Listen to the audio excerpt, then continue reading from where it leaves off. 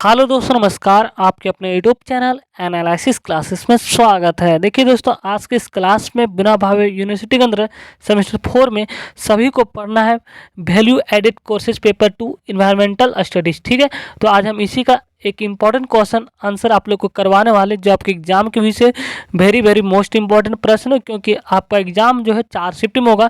इसलिए हर प्रश्न आपके एग्जाम के विषय जितने भी इंपॉर्टेंट बनते हैं सारे प्रश्नों को करवा दिया जाएगा। और आप लोग इस चैनल पर नए तो चैनल को सब्सक्राइब कर लें, ताकि आपको हर लेटेस्ट अपडेट समय पर मिलता रहे। तो हमारा आज का तीसरा प्रश्न है। हमने पिछले 2 वीडियो में आप लोग को 2 क्वेश्चन आंसर करवा चुके हैं, और आज की इस क्लास में क्वेश्चन नंबर तीसरा करवाने वाले हैं। तो आज का हमारा जो प्रश्न है, तो पारितंत्र क्या है। पारितंत्र को ही पारिस्थितिकी भी कहा जाता है। ठीक है, तो सबसे पहले जानेंगे पारितंत्र होता क्या है, इसके स्ट्रक्चर यानी कि इसकी संरचना किस प्रकार की होती है, और ये पारितंत्र किस प्रकार कार्यों को करते हैं। इन सब चीज़ों को देखने वाले विस्तार पूर्वक। अगर आप लोग इस चैनल पर नए तो चैनल को सब्सक्राइब कर लें, ताकि आपको हर लेटेस्ट अपडेट समय पर मिलता रहे। तो चलिए हम डायरेक्ट प्रश्न की ओर चलते हैं, और बिल्कुल आसान शब्दों में आप लोग को समझाने वाले हैं, ताकि आप एग्जाम पेपर में अपने शब्दों में भी बहुत आसानी से लिख सकते हैं। तो चलिए हम डायरेक्ट प्रश्न की ओर चलते हैं। तो ये रहा आज का प्रश्न कि पारितंत्र क्या है, इसकी संरचना, इसका स्ट्रक्चर क्या, इनके कार्यों की व्याख्या करें। तो चलिए सबसे पहले समझते हैं कि पारितंत्र होता क्या है।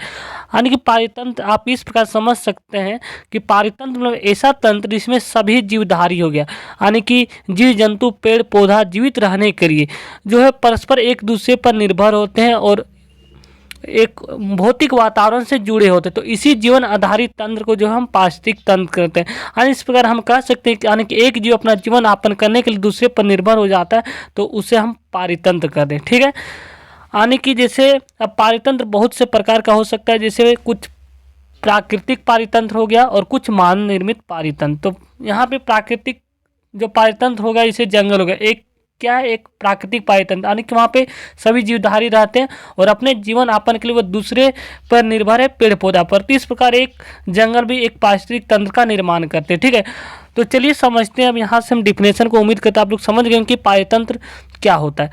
ठीक है, और जो नहीं समझे यहाँ से भी डिफिनेशन क्लियर कर दें। यानी कि सभी जीव जंतु और पेड़ पौधा जीवित रहने के लिए एक दूसरे से तथा अपने भौतिक वातावरण से है ना जुड़े हो और निर्भर रहते हैं।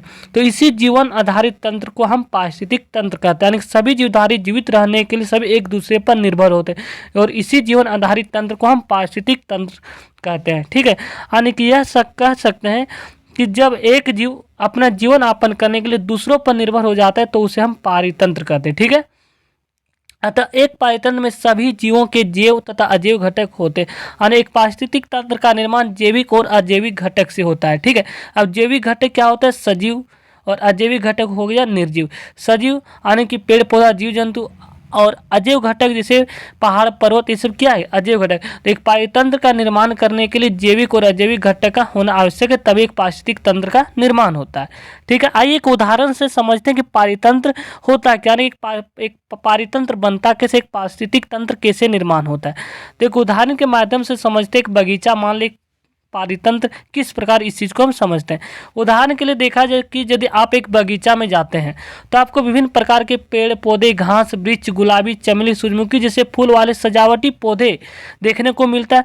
और वहाँ पर जैसे जीवधारी हो गया, मेढक, कीट, पक्षी जैसे जंतु दिखाई देंगे।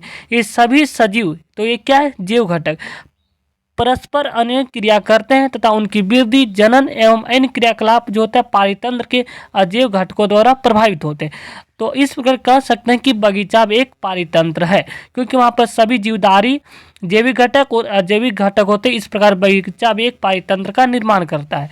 ठीक है, अब ये पारितंत्र छोटा या बड़ा कैसे होता है, ठीक है, इस चीज़ को समझते हैं। ये पारितंत्र एक छोटी आकार वाली जगह है, जैसे बगीचा से लेकर बड़े आकार वाली भी जगह हो सकते हैं। जैसे बगीचा से लेकर एक छोटे से तालाब भी एक पारितंत्र हो सकता है, क्योंकि वहाँ भी बहुत सारे जीव जंतु रहते हैं जो अपने जीवन यापन के लिए दूसरे पर निर्भर होते हैं। और हमने जाना कि पारितंत्र का अर्थ होता है सभी जीवधारी अपने जीवन यापन करने के लिए दूसरे पर निर्भर होते हैं, उसी को हम पारितंत्र कहते हैं। तो छोटे तालाब भी एक प्रकार का पारितंत्र हो गया, बगीचा भी एक पारितंत्र हो गया। तो दूसरी तरफ बहुत बड़े वन हो गया, तो वन भी एक प्रकार का पारिस्थितिक तंत्र ही हो गया।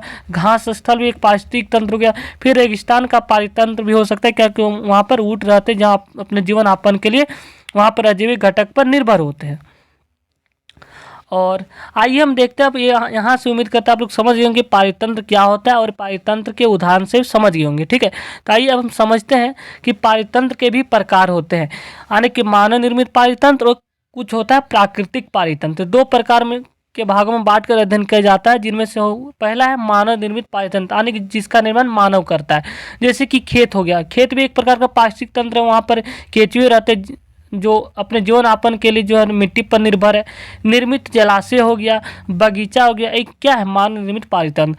दूसरा होता है प्राकृतिक पारितंत्र, यानी कि जो प्रकृति के द्वारा निर्मित है, जैसे जलीय पारितंत्र हो गया है ना, और भौमिक पारितंत्र। अब जलीय पारितंत्र में जैसे हो गया कि बड़ा जलाशय पारितंत्र, जैसे सागर हो गया, समुद्र हो गया, एक क्या है प्राकृतिक पारितंत्र। और छोटा जलीय पारितंत्र हो गया, जैसे नदी हो गया, तालाब हो गया, तो ये क्या है प्राकृतिक पारितंत्र। अब इसी में भौमिक पारितंत्र यानी कि जो जमीन स्थल में पाए जाते हैं उसी को, जैसे जंगल हो गया, तो जंगल भी एक प्रकार का प्राकृतिक पारितंत्र है। रेगिस्तान हो गया, घास स्थल हो गया, ये सब क्या है पारितंत्र के प्रकार। तो यहाँ पर हमने दो टाइप को देखा है, मानव निर्मित पारितंत्र यानी कि जो मानव द्वारा निर्मित किए जाते हैं, दूसरा होता है प्राकृतिक पारितंत्र। ठीक है, इसको भी आप लोग एग्जाम पेपर में एक्सप्लेन कीजिएगा, इस प्रकार बना सकते हैं ताकि एग्जामिनर जो होता है कॉपी चेक करने वाला उसको बहुत समझने में ईजी होता है और यहाँ से आप आसानी से नंबर उठा सकते हैं। तो चलिए अब समझते हैं पारितंत्र के कुछ आगे उनकी संरचना किस प्रकार होती है। तो हमने पारिस्थितिक तंत्र या पारितंत्र को समझ लें। अब अगला इसी में एक क्वेश्चन था, उनकी संरचना की व्याख्या करें और उनके कार्य। तो चलिए अब देखते हैं पारिस्थितिक तंत्र की संरचना, यानी कि पारिस्थितिक तंत्र का या पारितंत्र की स्ट्रक्चर किस प्रकार होता है। ठीक है, तो आप इस प्रकार कॉलम बना सकते हैं, जैसे कि आप लोग यहाँ पर देख सकते हैं कॉलम बनाया हुआ है ना, कि पारिस्थितिक या पारितंत्र के घटक हो गया। तो पारितंत्र के निर्माण होने के लिए दो घटक का होना आवश्यक है। ठीक है, ये दो कंपोनेंट होते हैं, जैविक घटक, दूसरा होता है अजैविक घटक, तभी एक पारितंत्र का निर्माण होता है। जैविक घटक यानी कि जीवधारी जिसमें सजीव, और अजैव घटक यानी कि अजैविक घटक यानी निर्जीव भौतिक वातावरण, पेड़ यानी कि ये कह सकते हैं कि तालाब, जलाशय, ये क्या अजैविक घटक। आइए अब जैविक घटक में देखते हैं कि जैविक घटक यानी कि सजीव, जैसे जंतु, पेड़ पौधे हो गया। अब जैविक घटक और अजैविक घटक दो भागों में बांटा गया। अब जैविक घटक के भी प्रकार होते हैं, पहला उत्पादक, दूसरा उपभोक्ता, तीसरा अपघटक। ये तीन जैविक घटक के प्रकार है। और अजैविक घटक के भी तीन प्रकार, कार्बनिक, अकार्बनिक और जलवायु कारक। तो चलिए हम एक एक करके स्ट्रक्चर को देखते हैं।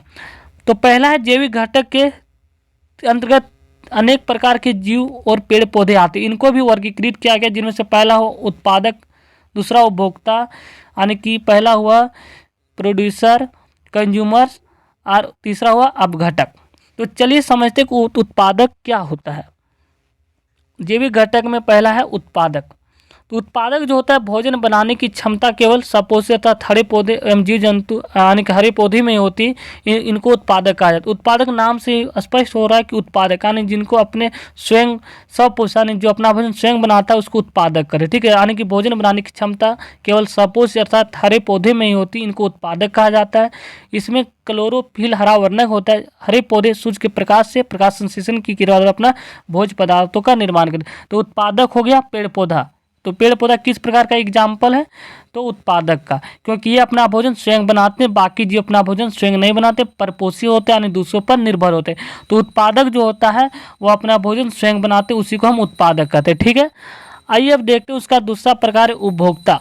उपभोक्ता कौन होता है, तो वैसा जीव जो अपना भोजन स्वयं नहीं बना पाते बल्कि अपने भोजन के लिए दूसरे पर निर्भर रहते हैं, इसको कहते हैं हम लोग उपभोक्ता।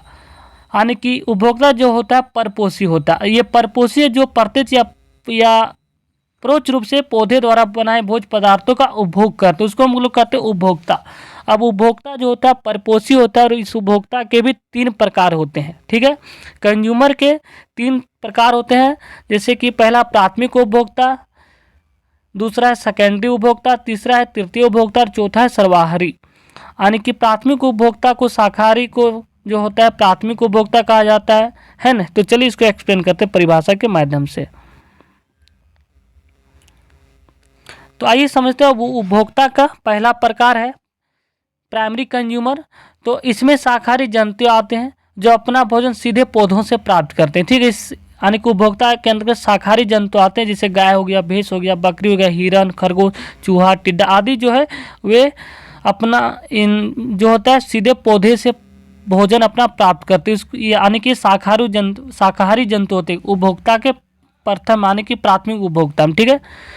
दूसरा इसका प्रकार है द्वितीयक उपभोक्ता यानी कि सेकेंडरी कंज्यूमर, इसे कहा गया उपभोक्ता का दूसरा प्रकार द्वितीयक उपभोक्ता, यानी कि इसमें इसके अंतर्गत वे जंतु आते हैं जो अपना भोजन शाकाहारी जंतुओं यानी कि प्रथम श्रेणी के उपभोक्ता से प्राप्त करते हैं, जैसे हो गया सांप हो गया, छिपकली हो गया, मेढक, गिरगिट, मैना आदि। ठीक है। ये जो होता है प्राथमिक उपभोक्ता पर निर्भर होता है अपने भोजन के लिए, यानी कि सभी कहीं न कहीं एक जाल की तरह घिरा हुआ है, यानी कि सभी एक दूसरे पर डिपेंड है ना।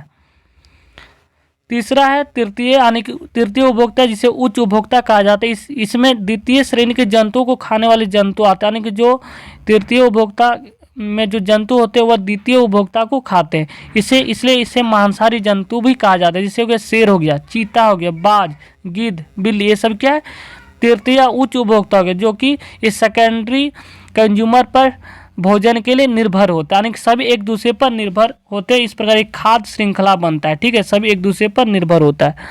तो आइए और कुछ देखते हैं।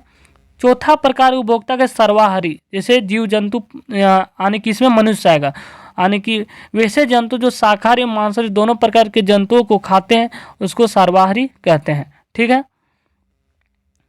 अब इसी में से हम देखे थे जैविक के कारक के उत्पादक, उपभोक्ता, और तीसरा प्रकार था जैविक कारक अपघटक।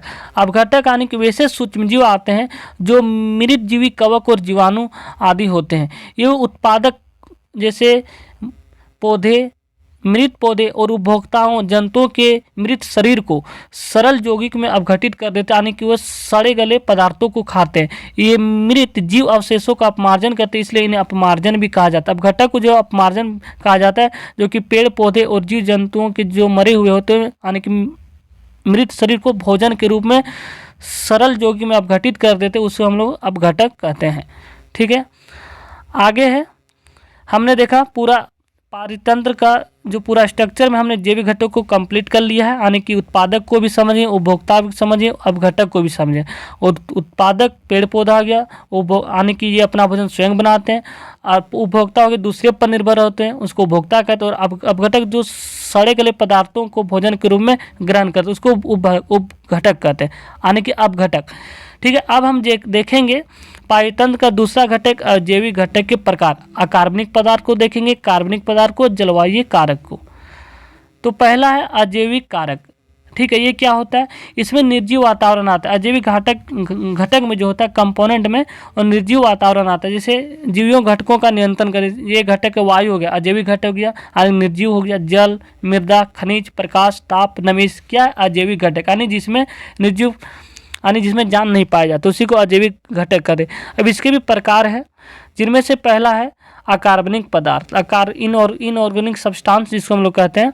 इसमें मृदा हो गया, फास्फोरस हो गया, गंधक हो गया, लोहा, कैल्शियम, मैग्नीशियम आदि के लवण, जल तथा वायुमंडल की गैसें जैसे ऑक्सीजन, नाइट्रोजन, कार्बन डाइऑक्साइड आदि शामिल है अकार्बनिक पदार्थ के अंदर।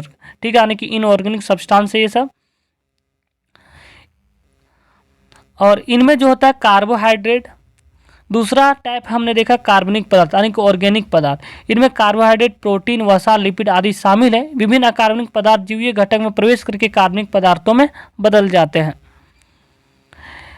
ये जो होता है मृतक जंतु एवं पौधे के शरीर से प्राप्त होते हैं। ये आप देखें जो है फास्फोरस, यूरिया, ह्यूमस आदि भी जीवधारियों के शरीर में मिलते हैं। अपघटक इन पदार्थों को अकार्बनिक पदार्थ के रूप में अपघटित कर देते हैं, जिन्हें पुनः पौधे ग्रहण कर लेते हैं। ठीक है।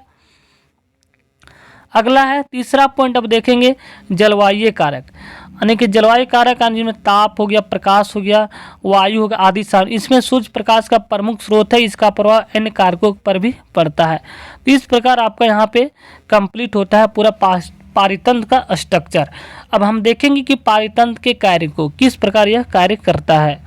हमने पारितंत्र का स्ट्रक्चर में देखा कि सभी जीव जो होते हैं एक दूसरे पर निर्भर, यानी कि एक जीव इसको खाता है, दूसरा जीव इसको खाता है, तीसरा इसको खाता है, यानी कि यहाँ पे क्या होता है ऊर्जा का प्रवाह होते रहता है एक दूसरे का। यानी कि एक उदाहरण को देखा जाए, उदाहरण के तौर पर अगर देखा जाए तो मान ली एक घास है। ठीक है।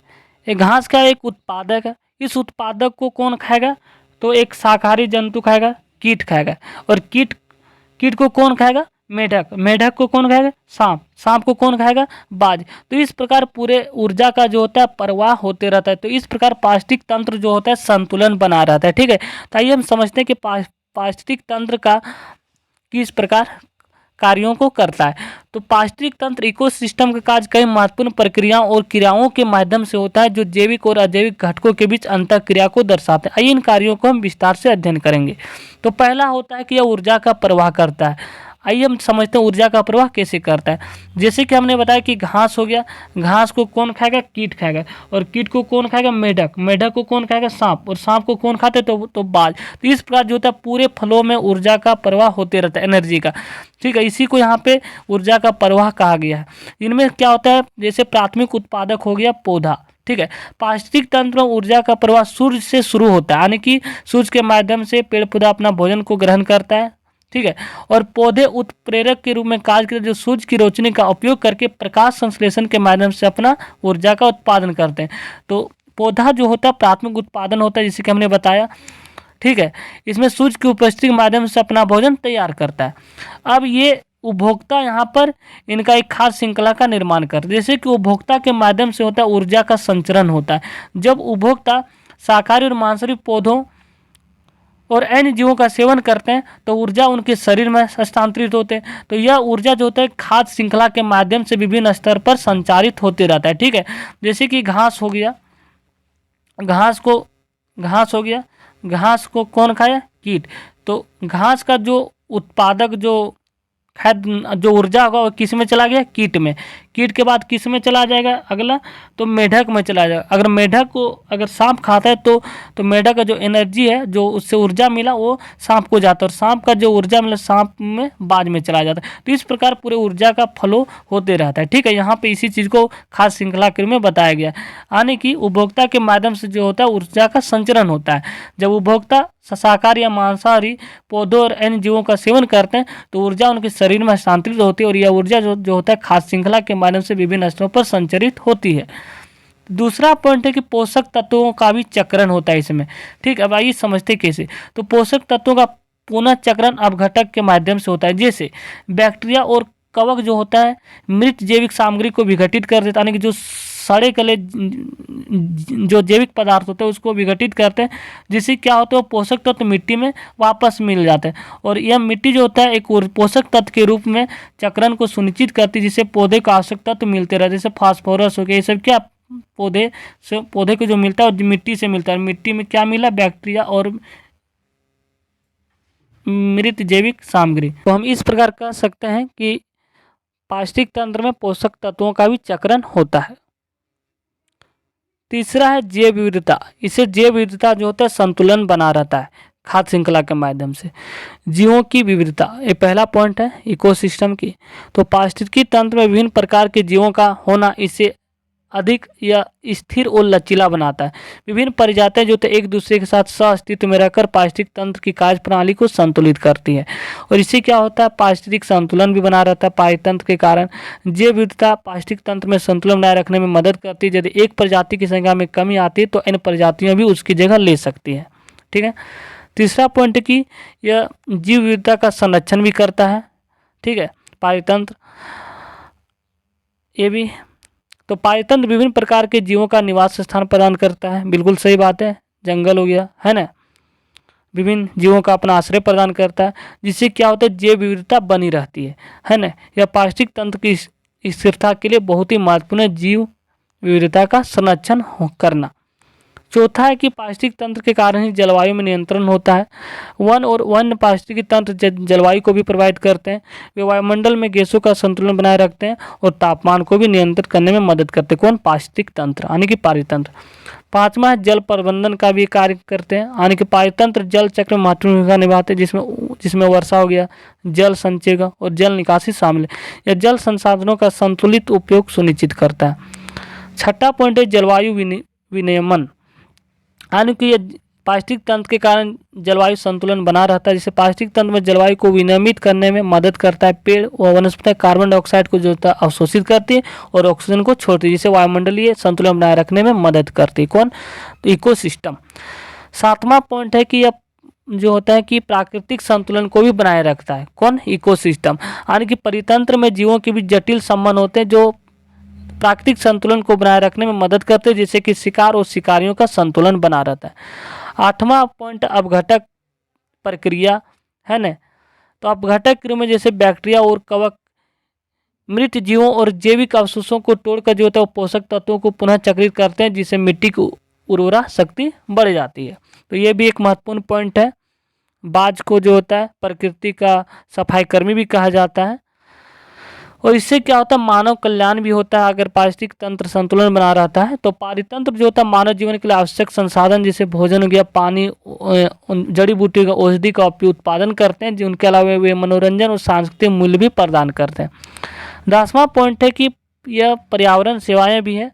पारितंत्र कई प्रकार की पर्यावरणीय सेवाएं प्रदान करते हैं, जैसे कि वायु की शुद्धि करता है, जल की गुणवत्ता में सुधार करता है और प्राकृतिक आपदाओं को भी सुरक्षा प्रदान करता है और मृदा अपरदन को भी रोकता है। ये भी एक महत्वपूर्ण पॉइंट है। तो इस प्रकार हमने पूरे पारिस्थितिक तंत्र के स्ट्रक्चर को देखा, उनके कार्यों को देखा, किस प्रकार ये अपने काम को संतुलित बनाए रखते हैं। अब हम देखेंगे इसके लास्ट में कंक्लूजन, जिसको आपको एग्जाम पेपर में लिखना भी बहुत जरूरी होता है। तो पारिस्थितिक तंत्र के कार्य जैविक और अजैविक घटकों के बीच जटिल अंतःक्रियाओं पर निर्भर करते हैं। यानी पारिस्थितिक तंत्र का कार्य जैविक और अजैविक घटकों के बीच ही होता है। ये कार्य ऊर्जा का प्रवाह, पोषक तत्वों के चक्रण, जैव विविधता, जैविक संबंधों और जलवायु विनियमन के माध्यम से पारिस्थितिक तंत्र की स्थिरता और संतुलन को सुनिश्चित करते हैं। इन प्रक्रियाओं की समझ हमें प्राकृतिक संतुलन बनाए रखने और पारिस्थितिकी तंत्र की सुरक्षा के लिए आवश्यक कदम उठाने में मदद करते हैं।